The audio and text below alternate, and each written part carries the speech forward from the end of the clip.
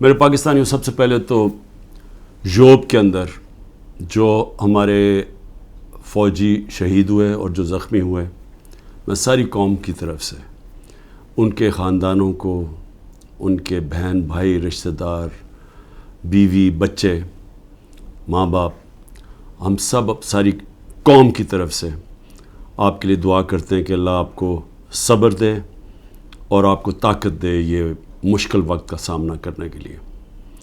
اور میں یہ بھی مجھے جب میں سنتا ہوں کہ کرم میں بھی کچھ انتشار ہے اور ہمارے پختونخوا میں خاص طور پہ پولیس کے اندر کافی اس سال کافی شہادتیں ہوئی ہیں، تو میں صرف آج ایک بات کہنا چاہتا ہوں کہ میں نے جنرل باجوہ کو جب افغانستان کے اندر پتہ تھا کہ امریکی وہاں سے نکلنے لگے ہیں، تو میں تب سے ان کو کہہ رہا تھا کہ مجھے خوف ہے پاکستان کی سیکیورٹی کا ایشو، کہ اگر وہاں سول وار ہوگی افغانستان میں تو اس کا سارا فال آؤٹ پاکستان میں آئے گا۔ میں اپنی کیبنٹ کو بتاتا رہا، ساری میری کیبنٹ گواہ ہے کہ میں ان سب کو کہتا تھا کہ جو 21 اور 22 کی سردیاں وہ ہمارے لیے بہت اہم، کرٹیکل ہیں، مشکل ہیں، سب کو میں بتاتا تھا۔ اور میں نے جب جنرل فیض کی بات کی اور جنرل باجوہ کو میں نے سمجھایا کہ صرف جنرل فیض کو سردیوں تک اس لیے رکھنا چاہتا ہوں کہ وہ 5 سال سے وہ سیکیورٹی چیف ہیں، انٹیلیجنس کے چیف تھے پاکستان میں، ان کے رابطے تھے افغانستان کے طالبان سے بھی، دوسری حکومت سے بھی، اور ان کا ہونا اس وقت بڑا ضروری تھا جب یہ چینج اوور ہو رہا ہو۔ تو میں نے کبھی بھی یہ نہیں سوچا تھا کہ آرمی چیف جنرل فیض کو میں نے بنانا ہے، کیونکہ مجھے تو پتہ ہی نہیں تھا باقی کون تھے جو رننگ میں تھے۔ لیکن یہ جنرل باجوہ نے اپنی ان کو لوگوں کو بتایا ہوا تھا کہ عمران خان نے فیصلہ کیا ہوا ہے، ان کو میرے خلاف کیا۔ اور جو اصل ایشو تھا کہ جب یہ چینج اوور ہو رہا تھا افغانستان میں، تو یہ بڑا امپورٹنٹ تھا کہ اس وقت جو ایکسپیرینسڈ سیکیورٹی چیف تھا وہ ڈیل کرتا، کیونکہ اگر ہم نے، اور میں میری کیبنٹ گواہ اس کی، میں بار بار کہتا گیا کہ اگر ہم نے یہ صحیح طرح ٹرانزیشن ہم نے نہ کی تو پاکستان کو مسئلے مسائل آئیں گے۔ اور شروع میں کچھ نہیں ہوا، لیکن کیونکہ نہ ٹائم دیا گورنمنٹ نے، جو انہوں نے فیڈرل گورنمنٹ لے کے آئے، نہ ان کو کوئی انٹرسٹ تھا، یہ تو اپنے چوریاں معاف کرنے میں لگ گئے آتے ساتھ ہی، نہ ان کو سمجھ تھی۔ اس کے علاوہ جو مسئلہ آیا، جیسے ہم نے گورنمنٹس اپنی پختونخوا کی اور یہ پنجاب کی جب ختم کی، اور یہ جو کیئر ٹیکر سیٹ اپ آیا، کیئر ٹیکر سیٹ اپ کو ان کو کوئی انٹرسٹ ہی نہیں ہے اس چیز کے اندر، نہ ان کی کوئی اہلیت ہے۔ پختونخوا کے کیئر ٹیکر سیٹ اپ کی بات کر رہا ہوں، وہاں ANP اور JUI وہاں حکومت کر رہی ہیں کیئر ٹیکر کے نام پہ، اور وہاں ذرا کرپشن کی ذرا ریٹ دیکھیں کہ جو کرپشن کس لیول کی ہو رہی ہے، لیکن کسی کو اس کی پرواہ نہیں ہے، صرف ایجنڈا ایک ہے کہ کس طرح تحریک انصاف کو ختم کرنا ہے۔ ہر روز تحریک انصاف کے لوگوں کے گھروں پہ جاتے ہیں، ان کو وہاں پختونخوا میں گاڑیاں اٹھا لیتے ہیں۔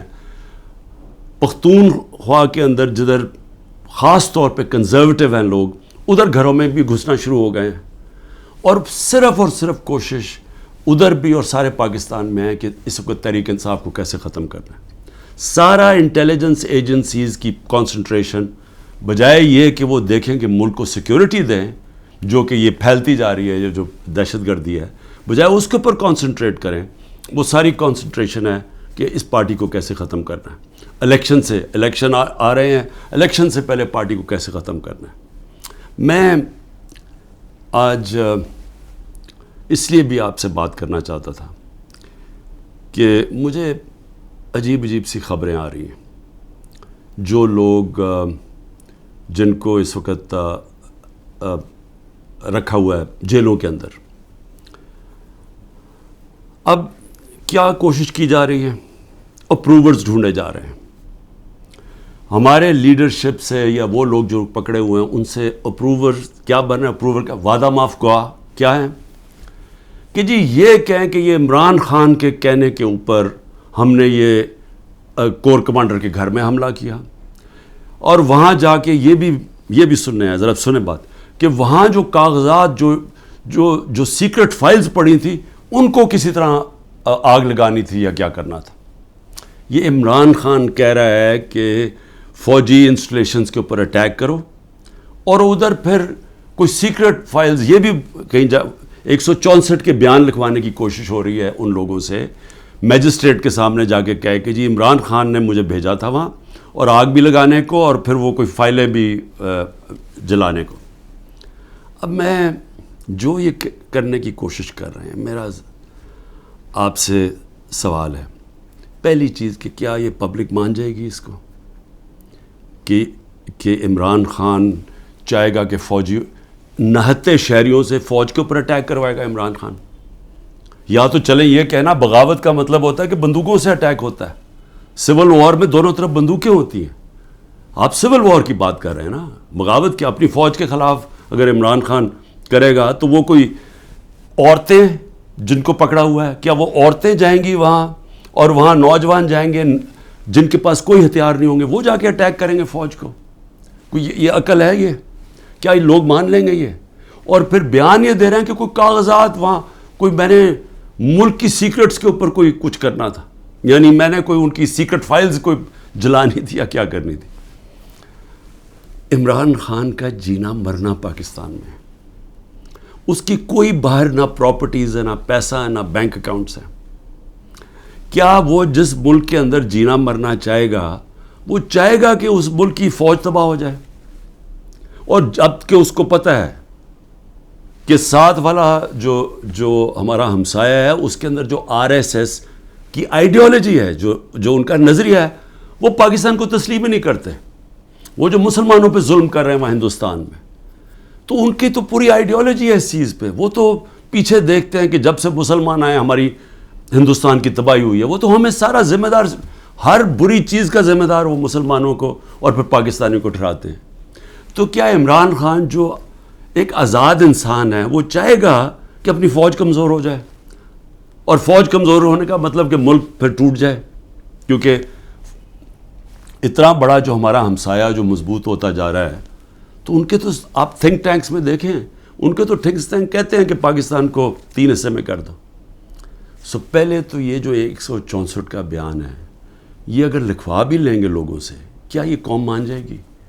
کیا 9 مئی کا قوم مان گئی ہے کہ یہ عمران خان نے ساری سازش کی تھی؟ یعنی اپنے اوپر یہ حملہ کروایا پہلے کمانڈو سے، اور اپنے آپ کو پھر اس نے جیل میں ڈلوایا، اور پھر وہ سارا پلان کے تحت اس نے فوج کے اوپر حملہ کروا دیا۔ کیا یہ قوم مان گئی ہے؟ یہ جو سازش ہے، بغاوت ہے، یہ قوم مان گئی ہے کہ عمران خان بہت بڑا غدار ہے؟ اور اگر آپ نے چیک کرنا ہے تو اوپینین پولز دیکھ لیں، سرویز اٹھا کے دیکھ لیں، کوئی سروے اٹھا کے دیکھ لیں، دکانوں میں نکل جائیں، بازاروں میں پوچھیں کہ کیا یہ واقعی عمران خان نے بغاوت کی تھی؟ اور میں آپ کو اس لیے یہ کہہ رہا ہوں کہ دیکھیں، جو پبلک اوپینین ہے وہ اس طرح کنٹرول نہیں ہو سکتا۔ آپ پروپیگنڈا سے پبلک اوپینین کو نہیں کنٹرول کر سکتے کہ یہ اگر 164 کا بیان آ بھی جائے گا، عمران خان کو جیل میں بھی ڈال دیں گے، سزا بھی دلوا دیں، اس کو سالوں میں جیل میں رکھ لیں، کیا قوم مان جائے گی اس کو؟ کیا دنیا مان جائے گی؟ کیا جو بیرون ملک پاکستانی ہمارا سب سے بڑا اثاثہ بیٹھا ہوا ہے، 1 کروڑ پاکستانی باہر بیٹھا ہوا ہے، جن کی دولت سارے 25 کروڑ پاکستانیوں سے زیادہ ہے، اور وہی پھر سے میں کہتا ہوں، جب انشاءاللہ اس ملک کو ہم اٹھائیں گے ایک دن، تو وہ ان کی انویسٹمنٹ آئے گی جو بچائے گی شروع میں پاکستان کو، اور پھر دنیا سے انویسٹمنٹ آئے گی۔ تو میں ایک تو یہ کہنا چاہتا تھا کہ یہ اور کئی لوگوں کے اوپر تشدد کیا گیا ہے، بری طرح تشدد کیا گیا، اور صرف یہ بیان دلوانے کے لیے۔ اس کے علاوہ جو ہمارے سینئر لوگوں کو رکھا ہوا ہے جیلوں کے اندر ابھی تک، ان سے صرف وہ کہ جی بس بیٹھ کے کہہ دے کہ میں تحریک انصاف چھوڑ رہا ہوں۔ پھر ایک اور سازش چل رہی ہے، وہ کیا ہے؟ سازش یہ ہے جی کہ ہمارے اندر لوگ چھوڑے ہوئے ہیں، ہماری اپنی پارٹی کے، اور وہ جو جن کو انہوں نے توڑ لیا، جن کو انہوں نے کہلوا دیا کہ جی اب تو عمران خان کے اوپر کانٹا ڈال گیا، اس نے تو آنا نہیں ہے، تو وہی لوگ جا کے ہمارے لوگوں کو، جو ہمارے ٹکٹ ہولڈرز ہیں پنجاب میں، یا جو ہمارے ایکس MPs ہیں، ان کو جا کے کہہ رہے ہیں کہ جی اب عمران خان نے تو آنا نہیں ہے۔ اس کے اوپر تو فیصلہ ہو گیا کہ اس کو اس کے اوپر تو ہم نے کانٹا ڈال دیا تو اس نے آنا نہیں ہے، پارٹی بھی ختم ہو جائے گی اب. تو اس لیے بہتر یہ ہے کہ آپ ایک اور کسی یا یہ جو پی ڈی ایم کی پارٹیز میں چلے جائیں یا جو بھی ہم نے نئی کوئی پارٹی بنائی اس کے ساتھ چلے جائیں. یہ ایک پروپیگنڈا چل رہا ہے ہمارے لوگوں کو. لیکن میں آج سوال پوچھتا ہوں کہ کیوں نہیں پارٹی ٹوٹ رہی؟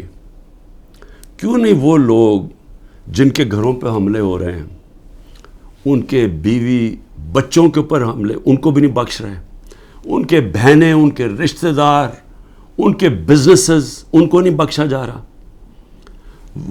وہ ہو رہا ہے پاکستان میں جو میں کبھی بھی نہیں سوچتا تھا کہ ہماری ملک میں ہو سکتا ہے. نہ کوئی ہماری روایتوں کی کوئی فکر کرتا ہے، نہ جو ہمارا دین جو نبی صلی اللہ علیہ وسلم کی سنت تھی، حکم دیتے تھے کہ جنگ پہ جاؤ تو عورتیں بچے بوڑھوں کو، آپ نے دشمنوں کے عورتیں بچے بوڑھوں کو ہاتھ نہیں لگانا. یہاں نہ بوڑھے دیکھے جاتے ہیں، ماں باپ نہ دیکھے جاتے ہیں، نہ بچے دیکھے جاتے ہیں، نہ عورتیں. میری بہن، میری 3 بہنیں، ان تینوں کے کچھ نہ کچھ ان کے اوپر، ایک بہن کے اوپر کرپشن کیسز ڈالے ہوئے ہیں، دوسرے کے بیٹے کے اوپر FIR کاٹ دیے ہیں، ایک کے اوپر ایک کا بیٹا باہر چلا گیا، پاکستان سے باہر چلا گیا. تو ان سب کے اوپر کوئی نہ کوئی کیسز چل رہے ہیں، بیوی کے اوپر کیسز چل رہے ہیں. یہ کب تھا مجھے بتائیں کہ ہماری پولیٹکس میں یہ کب ہم اتنے نیچے گرے تھے؟ ہاں تھے، یہ نواز شریف کی خاص طور پہ، یہ شریف خاندان کا تھا کہ گھر کی عورتوں کے اوپر ہمیشہ اٹیک کرتے تھے. بے نظیر کی اور اس کی والدہ کی تصویریں انہوں نے لاہور کے اوپر نیچے پھینکی، گندی تصویریں. انہوں نے وہ جو ویڈیو ٹیپس، مریم ماہر ہے ٹیپس کے اوپر، وہ ٹیپس بنا لیتے ہیں، بلیک میل کرتے ہیں. یہ تو تھا ان کی روایت پرانی. لیکن یہ ہماری اس قوم کے اندر، ہمارے کبھی بھی ویلیو سسٹم میں اس طرح ہم کبھی بھی نہیں گرے تھے. اس کے علاوہ لوگوں کو اغوا کیا ہوا ہے. اور میں یہ ذرا بتا دوں کہ ہمارا اظہر ماشوانی، ہمارے سوشل میڈیا کا، اس کا بھائی کو 2 مہینے سے اٹھایا ہوا ہے. ہمارا جو علی اوان ہے، ہمارے اسلام آباد سے جو MN ہے، ان کے بھائی کو، وہ ایک پروفیشنل ہے، اس کا تعلق ہی کوئی پارٹی سے نہیں ہے، اس کو اغوا کر کے لے گئے. شہزاد اکبر جو انگلینڈ گیا ہوا ہے، اس کے بھائی جو کہ نارمل نہیں ہے، اب نارمل ہے اس کا بھائی، اس کو اٹھا کے لے گئے، وہ غائب کیا ہوا ہے. یہ سب غائب کیے ہوئے ہیں. جب عدالت میں جاتے کہتی تھی پیش کرو، پولیس کہتی جو ہمیں پتہ ہی نہیں کدھر گئے. اعظم خان جو میرے پرنسپل سیکرٹری تھے، ان کو اٹھا کے غائب کر دیا ہے. اور کوشش کیا ہو رہی ہے اس کو اپروور بنانے کی، جی عمران خان کے خلاف کوئی سٹیٹمنٹ دیں کہیں نہ. تو شہزاد اکبر جو انگلینڈ میں بیٹھا، اس کو میسیجز آ رہی ہیں ہم سب کچھ چھوڑ دیں گے اگر تم عمران خان کے خلاف اپروور بن جاؤ کہ اس کے خلاف کوئی سٹیٹمنٹ دے دو. اور عمران ریاض، اب اس کا کیا تعلق تھا 9 مئی کے ساتھ؟ وہ غائب کیا ہوا ہے. اس کو بھی عدالت کہہ رہی ہے اس کو بلاؤ، وہ بھی نہیں آ رہا. یعنی کب پاکستان میں ایسے ہوا تھا؟ کون سے ایک ملک جو کہتا ہے، ابھی بھی ہم کہتے ہیں ہم جمہوریت ہیں، کس ملک کے اندر اس طرح کی نہ عدالتوں کی سنی جاتی ہے، نہ لوگوں کے فنڈامنٹل رائٹس کی کسی کو کوئی پرواہ ہے؟ جو مرضی طاقتور جو فیصلہ کرتا ہے، جو وہ سمجھتا ہے وہ کرنا چاہے وہ کر سکتا ہے. تو میرا سوال یہ ہے کہ جو بھی طاقت میں بیٹھے ہوئے ہیں، جو یہ سب کچھ کروا رہے ہیں، میں آپ سے ایک سوال پوچھتا ہوں کہ کبھی آپ نے سوچا ہے کہ اتنا زیادہ کسی کے ایک پارٹی کے اوپر آپ زور لگائیں اور ظلم کریں اور وہ پھر پارٹی نہ ٹوٹے؟ پنجاب کے اندر کتنے ٹکٹ ہولڈرز توڑ لیے ابھی تک؟ 297 ہیں ٹکٹ ہولڈرز، ان میں سے 40-50 توڑے ہیں. باقی کیوں نہیں ٹوٹ رہے؟ سب گھروں میں سے نکلے ہوئے ہیں. انہوں نے اپنی فیملیز کو گھروں سے نکال دیا ہے، سب چھپے ہوئے ہیں، بزنسز ان کی بند ہے، وہ ٹوٹ کیوں نہیں رہے؟ سوال پوچھا اپنے آپ سے کہ اتنا ہی زور لگایا، ابھی پختونخوا کے اندر پوری کوشش ہو رہی ہے، کیوں نہیں ٹوٹ رہے؟ وہ اس لیے نہیں ٹوٹ رہے. اور میں بڑے ادب سے اپنے پاور بروکرز کو کہنا چاہتا ہوں کہ بڑا غور سے میری بات سنیں. میں 27 سال سے پولیٹکس میں ہوں، 0 سے پارٹی شروع کی. کوئی میری پولیٹیکل بیک گراؤنڈ نہیں تھی، میری کوئی والد یا میرے وہ نانا دادا کوئی پولیٹکس میں نہیں تھے. میں نے 0 سے شروع کیا اور آہستہ آہستہ پبلک کو اپنے ساتھ جوڑا، جو بڑی دیر لگی، اور آہستہ آہستہ آہستہ آہستہ پارٹی بنائی. کسی نے اس طرح کی پارٹی نہیں بنائی. ذوالفقار علی بھٹو پہلے 8 سال ایک ملٹری ڈکٹیٹر کے منسٹر رہے تھے، اور پھر رائٹ لیفٹ کی سیاست تھی، ساری پولیٹکس ختم کر دی تھی. ایوب خان نے ایبڈو لگا دیا تھا، سارے پولیٹیکل پارٹیز بین کر دیا تھا. اس کے اندر ذوالفقار علی بھٹو نے پھر پیپلز پارٹی بنائی، اور ان کو بھی 4 سال لگے اور وہ پھر پاور میں آ گئے. اور اس کے علاوہ باقی کسی کا باپ پارٹی تھا، کسی کا دادا تھا، کسی کا نانا تھا. ایک نواز شریف نے وہ کس طرح پارٹی بنائی. جنرل ضیاء نے فیصلہ کیا، جنرل جیلانی نے ریکویسٹ کی کہ جی یہ بڑا اچھا بچہ ہے، اس کو لے آئیں. والد صاحب نے کہا کہ جی اور کسی کام کا نہیں تو چلو اس کو پالیٹکس میں ڈال دو. وہ پالیٹکس میں آ گیا. اس کو مینوفیکچر کیا گیا. GHQ کے اندر نواز شریف مینوفیکچر ہوا. ایک ٹیسٹ ٹیوب بیبی پیدا کی گئی پالیٹکس میں. وہ اس طرح پالیٹکس میں آیا تھا. تو تجربہ، میں صرف یہ کہہ رہا ہوں کہ جس آدمی نے زیرو سے پارٹی شروع کر کے 2 پارٹی سسٹم بریک کر کے آج اللہ کا کرم ہے سب سے بڑی پارٹی ہے پاکستان میں، تو کم از کم میرے ویوز ہی سن لیں. کیونکہ یہ جو بھی آپ حربے استعمال کر رہے ہیں یہ آپ کامیاب نہیں ہونے لگے. یہ آپ ملک کی تباہی کریں گے لیکن آپ کامیاب نہیں ہوں گے. کیونکہ دیکھیں، جب ایک آئیڈیا، اور یہ پالیٹکس یہ 90 کی دہائی کی پالیٹکس نہیں ہے. 90 کی دہائی میں پالیٹکس کیا تھا؟ الیکٹیبلز تھے. اسٹیبلشمنٹ انہوں نے ایک طرف ایک پارٹی کا ساتھ دیتی تھی، الیکٹیبلز تھوڑے ادھر چلے جاتے تو وہ پارٹی جیت جاتی تھی. یہ تھی 90 کی دہائی کی پالیٹکس. اور پھر یہی آگے جب جنرل مشرف نے کیا کیا، پہلے 2/3 اکثریت والی نون لیگ، ان کو کوئی تشدد نہیں کیا گیا. ان کو کسی صوبے دار کا بھی ٹیلی فون آتا تھا نا تو وہ سیدھا کاف لیگ پہ چلے جاتے تھے. کوئی مشکل نہیں تھی، کوئی بزنسز نہیں بند ہوئی، کوئی جیلوں میں نہیں ڈالا. ساری کی ساری نون لیگ کاف لیگ پہ چلی گئی. اور اگر وہ جو باقی، میں پھر سے کہتا ہوں، جو بچے ہوئے تھے نون لیگ والے، اگر ان کے اوپر 5% بھی وہ تشدد کرتے جو ہمارے پہ ہو رہا ہے، انہوں نے بھی کاف لیگ پہ چلے جانا تھا. تو وہ پالیٹکس، وہ زمانہ چلا گیا ہے. یہ اب پالیٹکس ہے 1970 کی پالیٹکس. یہ آ گئی ہے نظریے کی پالیٹکس. 1970 کے بعد پاکستان میں نظریہ ختم کیا گیا تھا. جنرل ضیاء الحق نے نان پارٹی بیس الیکشن کروا کے نظریہ ختم کر دیا تھا. وہ جو 1970 کے اندر جو نظریاتی پالیٹکس تھی، اس نے سارے پرانے پولیٹیکل ہاؤسز کو اڑا دیا. ویسٹ پاکستان میں ذوالفقار علی بھٹو نے، اور ایسٹ پاکستان میں مجیب الرحمان نے. صرف نظریہ جیتا تھا. یہ آ گئی ہے نظریاتی پالیٹکس. یہ جو ہمارے لوگ ہیں وہ اتنی مشکلات کے بغیر کیوں نہیں چھوڑ رہے؟ کہ ان کو پتہ ہے کہ جب وہ چھوڑیں گے ان کی پالیٹکس ختم ہو جائے گی. ان کو پتہ ہے کہ ووٹر جو نیچے بیٹھا ہوا ہے، وہ ووٹر کہہ رہا ہے کہ اگر آپ نے تحریک انصاف کے ٹکٹ کے اوپر نہ لڑے ہم آپ کو ووٹ نہیں دیں گے. وہ لوگ کہہ رہے ہیں جن کے اپنے ووٹ بینکس ہیں، ان کا اپنا ووٹ بینک کہہ رہا ہے کہ آپ کو صرف ہم تب جتائیں گے جب آپ تحریک انصاف پہ کھڑے ہوں گے. تو قوم کے دل تو اللہ کے ہاتھ میں ہے. اللہ جب لوگوں کے دل بدل دیتا ہے تو انگریزی میں پھر فریز آ جاتا ہے کہ an idea whose time has come.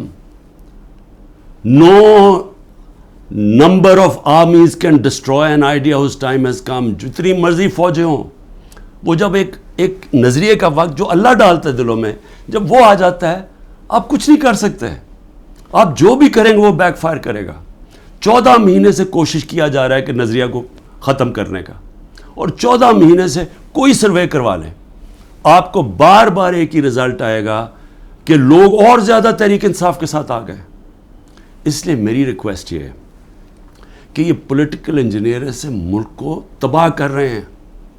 اس وقت ضرورت ملک کو پولیٹیکل سٹیبلٹی کی ہے. پولیٹیکل انجینئرنگ کے جی سارے بندر بانٹ کر دو، یہ چھوٹے چھوٹوں کو کسی کو یہ دے دو اور سیٹیں بانٹ دو پارٹیز کے بیچ میں تھوڑی تھوڑی، اور اپنے بھی لوگوں کو، اور پھر الیکشن کمیشن کے ساتھ دھاندلی کر کے جتا دو. یہ ملک کو ڈی سٹیبلائز کرے گا، یہ سٹیبلٹی نہیں لے کے آئے گا. اس میں بجائے سیاسی استحکام آنے پہ، جس کی وجہ سے معاشی طور پہ استحکام آئے گا، یہ الٹا ہو جائے گا. اس سے ملک تباہی کی طرف جا رہا ہے.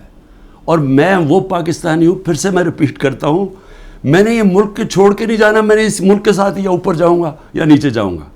میں وہ پاکستانی آپ کو ایک ملک کی خاطر کہہ رہا ہوں کہ یہ راستہ نہ پکڑیں جس طرف ہم جا رہے ہیں. یہ ظلم نہ کریں. اس کا کوئی فائدہ نہیں ہونے لگا سوائے ملک کو نقصان ہونے لگا. اور یہ اگر خیال ہے اب تک آپ کا کہ میں اس پریشر میں آ جاؤں گا، یہ جو 180 کیسز ہیں 200 کر دیں، کیسز جیل میں ڈال دیں، ڈسکوالیفائی کر دیں، اس سے مجھے کوئی فرق نہیں پڑے گا. کیونکہ میں نے تو جو بھی ہوگا میں تو اپنے نظریے کے ساتھ کھڑا ہوں. لیکن یہ انجینئرنگ سے ملک کو وہ نقصان ہوگا جو ہماری معیشت کوئی بھی نہیں سنبھال سکے گا، اور وہ سب کے ہاتھ سے نکل جائے گی. تو ابھی بھی میں آخر میں یہ کہنا چاہتا ہوں کہ اگر یہ کہا جا رہا ہے جی کہ لیول پلینگ فیلڈ تب ہوگی جب نواز شریف آ جائے گا، تو ساروں کی تو کرپشن کیسز ختم کر دیے ہیں، تو رہ کیا گیا اب؟ تو اس کو بلا لیں واپس. وہ کیوں نہیں آ رہا پاکستان؟ چوری کر کے جیل کی سزا، جیل کی 10 سال کی سزا ملی ہوئی ہے، وہ اپنی کہتا ہے جی میری طبیعت نہیں ٹھیک، میں نے مر جانا ہے اگر مجھے برطانیہ نہ بھیجا. اس کو باہر بھیج دیا. یہ پرائم منسٹر نے عدالت میں ایفیڈیوٹ دیا اور ابھی تک کوئی ایکشن نہیں لیا. اور وہ وہاں بیٹھا ہوا اور وہاں جا کے پالیٹکس کر رہا ہے اور آرام سے زندگی انجوائے کر رہا ہے. انتظار کر رہا ہے کہ جب تک عمران خان جیل میں نہیں جاتا، پی ٹی آئی ختم نہیں ہوتی، وہ آتا نہیں. میں کہتا ہوں اس کو واپس بلا لیں، کیونکہ معاف تو ساروں کو کر ہی دیا ہے، اب تو کوئی کرپشن ایشو ہی نہیں گیا. اور میں صرف یہ کہتا ہوں کہ صرف یہ میرا ایک چیلنج ہے کہ جس حلقے سے بھی وہ کھڑا ہوگا میں اس حلقے سے کھڑا ہوتا ہوں. اور میں کوئی کیمپین بھی نہیں کروں گا. یہ ڈر ہے نا کہ عمران کو جیل میں ڈال دوں، میں کیمپین بھی نہیں کرتا. لیکن میں آج آپ کو پاکستان کی عوام کی فیلنگ بتا رہا ہوں کہ یہ ملک بدل چکا ہے. یہ ملک کبھی بھی اس طرح کے لوگوں کو اب ووٹ نہیں دے گا. قوم کو سوشل میڈیا نے بدل دیا ہے. بچے کے اندر شعور آ گیا ہے. وہ چلے گئے دن جب جس کے اوپر شفقت کا ہاتھ اسٹیبلشمنٹ پہ آتا تھا وہ جیت جاتا تھا. یہ آپ کو پچھلی جولائی کے اندر جب پنجاب کے الیکشنز ہوئے پتہ چل جانا چاہیے تھا کہ لوگوں کی موڈ کدھر جا رہی ہے. وہ اگر جولائی میں پورے جو اسٹیبلشمنٹ کی پوری مدد کیے بغیر کے ساتھ، اس کے باوجود الیکشن کمیشن کی پوری مدد، اگر اس کے باوجود ہار گئے تو اب کیا ہوگا ان کے ساتھ؟ تو اس لیے ان لوگوں کو جو اپنی اب سیاسی موت دیکھ رہے ہیں اور جو اسٹیبلشمنٹ کے پیچھے چھپ رہے ہیں، جن کو کوئی فکر نہیں ہے کہ ملک کو کیا ہوتا ہے، کیونکہ ان کے پیسے باہر پڑے ہیں، ان کے تو ڈالرز میں پیسے پڑے ہوئے ہیں، ان کو تو فرق نہیں پڑنا. تو یہ آڑ لے کے بیٹھے ہوئے ہیں کہ ہمیں اسٹیبلشمنٹ کسی طرح پی ٹی آئی کو ختم کرے تاکہ جناب یہ ان کے پھر جو 30 سال سے پیسہ کھا رہے ہیں ملک کا اور باہر بھیج رہے ہیں، یہ وہ دھندے پہ لگ جائیں. یہ ان کی ہے. لیکن جن لوگوں کا جینا مرنا پاکستان میں ہے ان کو تو سوچنا چاہیے کہ یہ تباہی کی طرف ملک کو نہ لے کے جائیں. پاکستان زندہ باد.